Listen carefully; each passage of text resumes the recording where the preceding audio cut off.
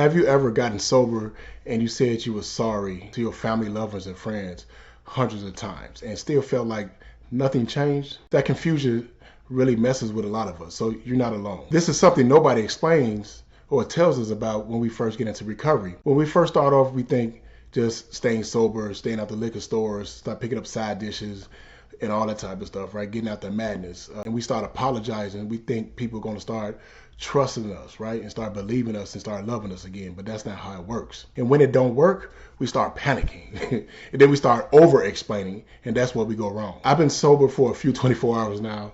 And in the beginning, I apologized over and over again. I made a lot of mistakes. So in this video, before it's over, you're going to find out how to navigate and do this the right way without over apologizing, saying you're sorry over and over again without reciprocation from your family, lovers, and friends. I've done everything I thought was right. I even showed up and did things that didn't even feel comfortable to me, got out of my boundaries, right? Just to go out, and try to help somebody else. And it still did not bring them closer to me. That's when I realized something was wrong. And what I had to realize was that just because my family and my friends and loved ones, they forgave me, that doesn't mean that I was going to have access to their life, right? And that's what I really wanted. I wanted to get closer to my family again. Acceptance doesn't mean closeness. I had to realize that. People let go of anger and still keep their distance. That's one of the main things I've learned by being in recovery, right? And going through this process of regaining the trust through my family and friends. And really, just keep it honest with you, that doesn't mean that we failed. It means we have to shift our work. As we all know, getting sober, clean and sober, however you want to say it, that it's not an easy thing to do, but it's the most precious thing and the best gift that you can give to yourself. And at this point, people trusting us, is one of our main goals, especially if you've been sober for over a year or two, right? This is something that you really want. You want your family, loved ones, and friends to trust you again, right? And it starts off by being about us, right? It starts off about us being selfish and self-centered. When I say that, I mean that I'm trying to get some stability in my life where I can start, doing the things that a responsible person is supposed to do, right? Not just staying up for drugs and alcohol, but, showing up to work on time, right? Working hard at work, right? Showing up when I'm supposed to show up with family gatherings and things like that, returning phone calls. These are some of the things that we need to start doing, right? This is how we rebuild trust. And consistently doing things over and over again replaces convincing, right? Convincing means every time I show up and I be around my family members, I'm saying, I'm sorry, I'm not going to do that no more. Remember all the times that you said that? And then when you went back into your madness, started doing stupid stuff all over again. And it really messes with a person's comfort zone, right? What we need to learn how to do is stop chasing reassurance, right? Don't keep explaining the past. Don't ask, do you forgive me now? Don't rush closeness. Don't make emotional pressure their problem, right? Because we're not trying to put any more tension or pressure on our family and loved ones. We're trying to get them to understand that we are on the right path and they can trust us again. This is called emotional sobriety. Staying grounded even when the outcome isn't what we want, right? Letting our behavior speak for itself. Letting time do its job, right? Letting people decide their piece.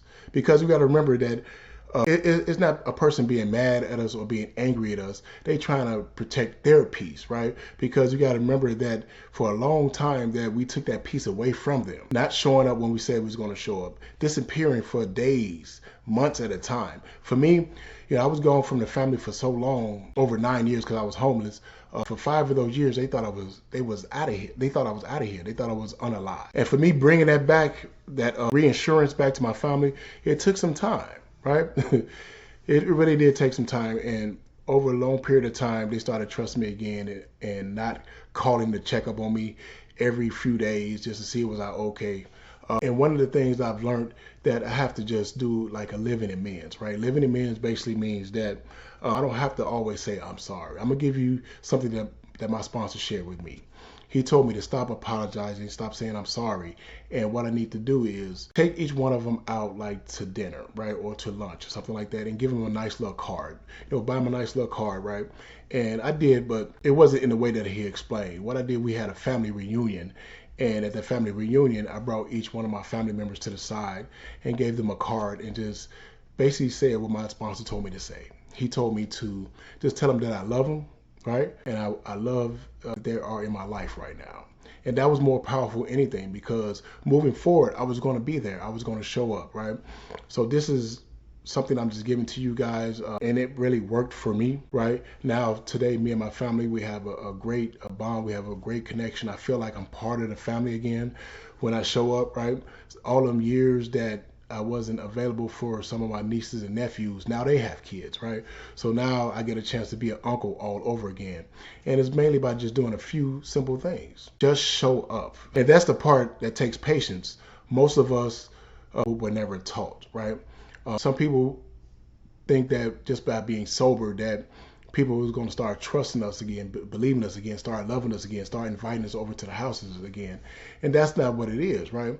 People are always rooting for us, but back in their mind, they're waiting for that other shoe to drop, because guess what? That shoe dropped a lot of times when we just said we were sorry, and we continue to do the same things over again. Now, I've done this. I practice these things that I'm telling you guys over and over again, and this is just the beginning, right? In my next videos, I'm gonna break down some of the text that you can use to send out to your family, loved ones, and friends, right? I'm gonna send out, basic conversations that you can have over the phone, setting up meets, dinner, coffee, little small things that don't cost a lot of money, right?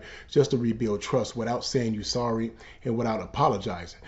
I made a lot of mistakes over the years trying to rebuild trust and get people to start loving me again, right? In the way I feel I need to be loved, right?